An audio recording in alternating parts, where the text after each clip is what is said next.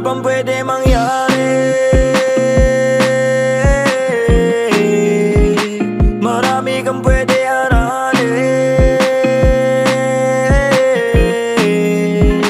Huwag ka matakot tumuklas at mawala. Huwag ka matakot bumalik sa simula. Ang buhay ay walang hanggang pagtsatsaga. Kailangan mo magsakripisyo para sa mga bagay na gusto mo mahawakan. Tanggapin mo meron ka kailangan na bitawan para sa ikabubuti ng iyong isipan. Lagi mo unahin ang sariling kaligtasan. Sandali, kala mo madali lang masawi sa mundo at maiwang mag-isaluhan, walang bilang. Alam ko naman nagagaling, mahapdi lang. Kailangan tiisin ng mga bagay. Magpaliban mo na ang ubo at agay. Iyo ka na magaya doon sa mga tatay na pulutan ay